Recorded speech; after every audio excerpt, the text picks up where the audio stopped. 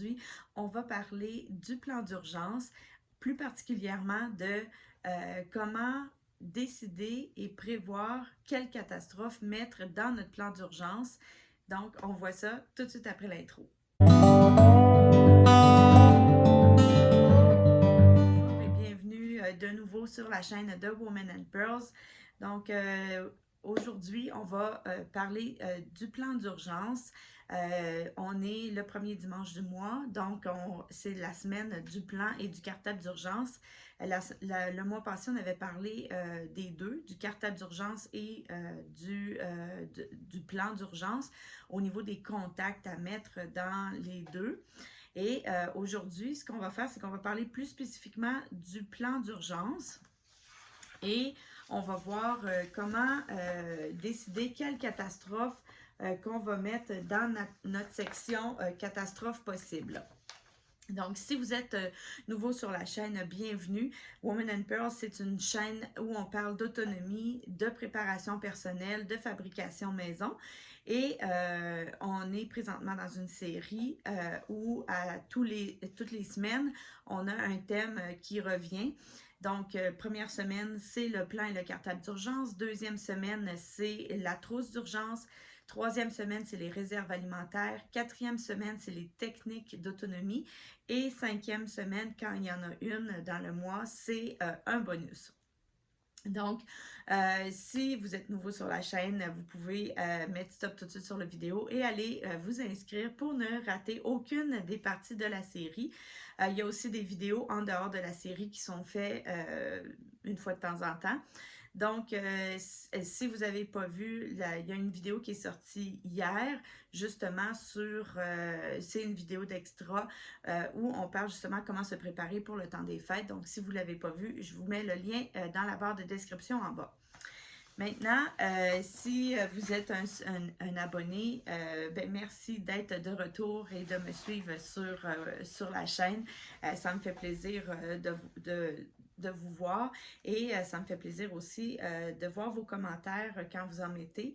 Et j'aime ça pouvoir y répondre puis vous me donnez des idées de contenu également.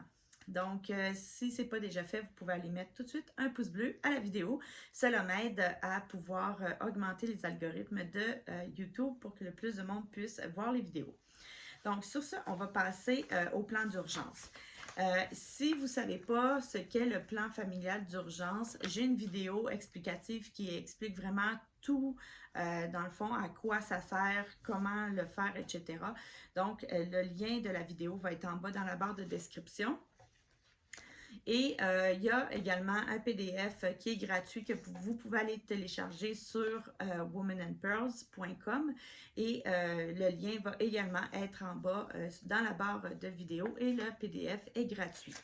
Donc, le mois passé, on avait parlé des contacts à mettre dans nos informations importantes, nos contacts à mettre dans notre plan d'urgence. Donc, c'est cette section-ci. Évidemment, le plan d'urgence familial, c'est un document qui est confidentiel. Donc, vous voyez ici une copie vierge. Ma copie personnelle est beaucoup plus épaisse et vous allez voir pourquoi. Donc, ça, c'était la semaine passée. Il y a le mois passé, excusez, puis il y a une vidéo également sur ce sujet-là que je mets aussi en lien dans la barre de description. Maintenant, ce qu'on va parler aujourd'hui, c'est les catastrophes possibles. Donc, c'est dans le fond, ce qu'on veut faire, le plan d'urgence, pour faire un bref résumé, c'est de mettre en place un plan pour se préparer à des choses qui sont une éventualité dans notre environnement, dans notre vie. Comme par exemple, nous ici au Québec, une des choses qui arrive fréquemment, c'est des pannes d'électricité. Et étant donné qu'on est un pays quand même de grand froid, ça peut être problématique, surtout quand ça arrive l'hiver. Donc, c'est des choses pour lesquelles on va se préparer puis on va mettre l'emphase. Mais il y a des catastrophes comme par exemple des ouragans, ce n'est pas quelque chose qui nous touche ici au Québec. Donc, on n'ira pas se préparer pour un ouragan. Donc, c'est pour justement éviter de s'éparpiller dans notre préparation puis de se préparer à toutes sortes d'affaires puis que finalement, on se prépare pour des choses qui arriveront probablement jamais dans notre région.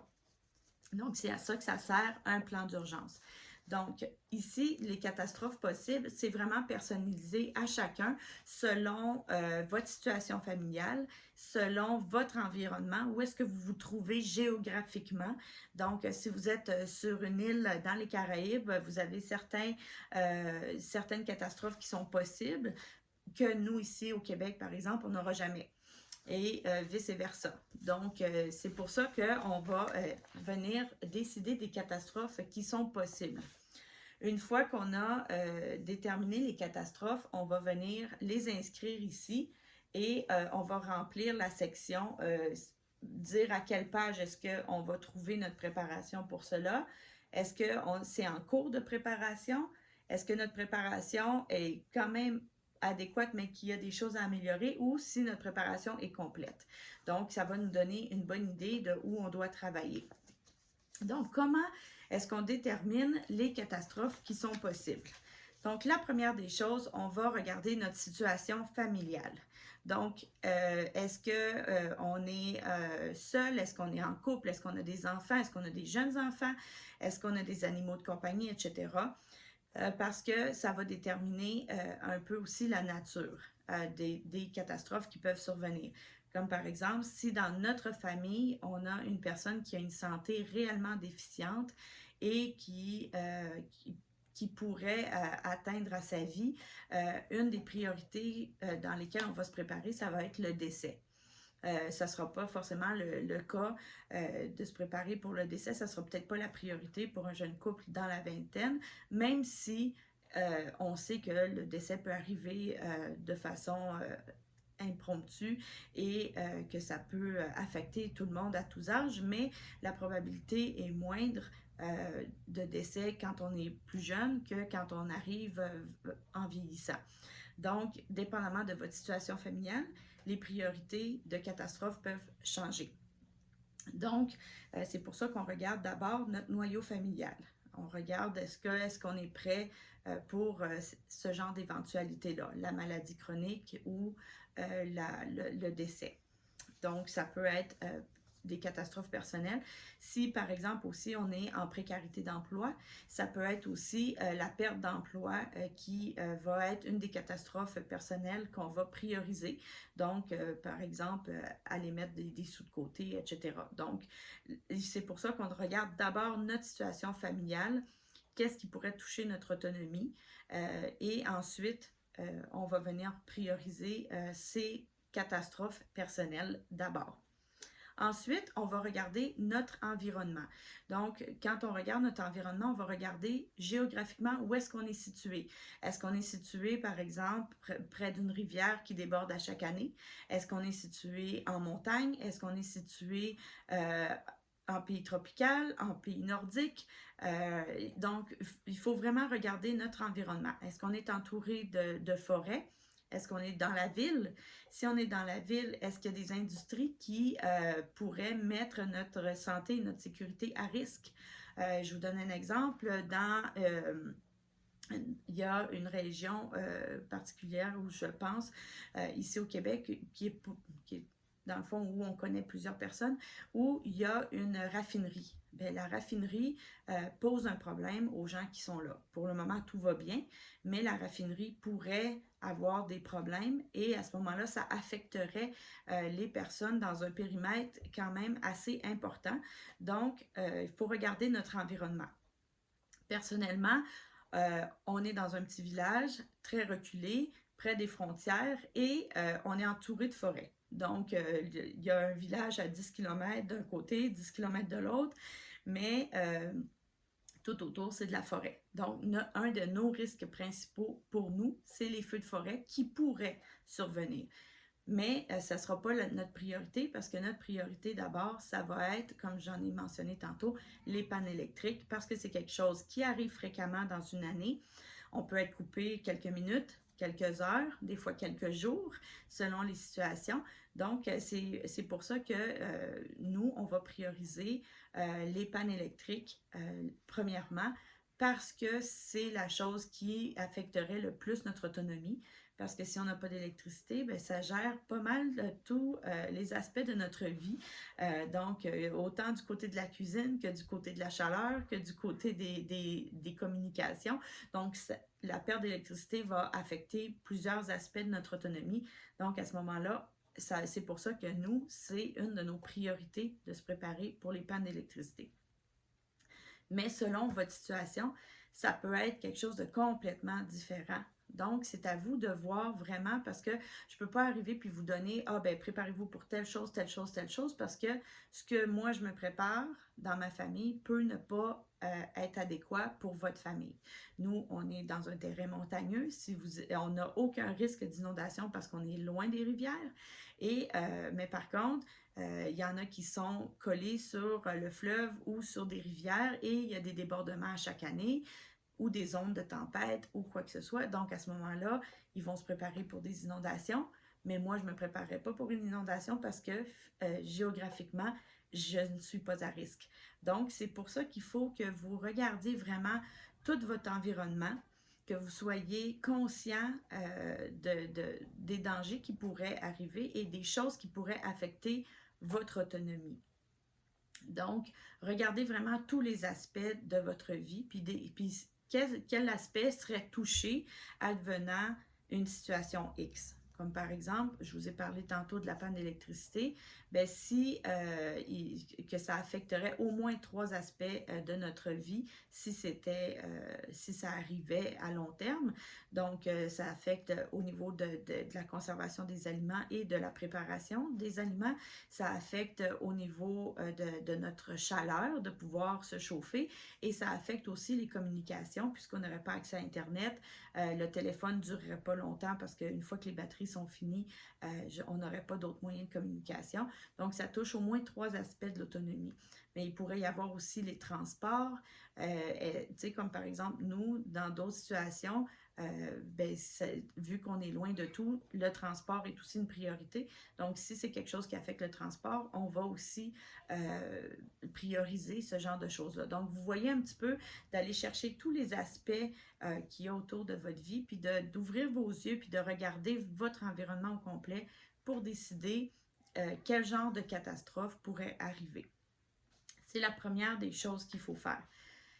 L'autre chose que vous pouvez faire, là je parle spécifiquement pour le Québec parce que je ne connais pas la situation dans d'autres pays, mais au Québec et au Canada, on a le site de la sécurité publique qui ont déjà des ressources où justement on a juste à aller rentrer notre région.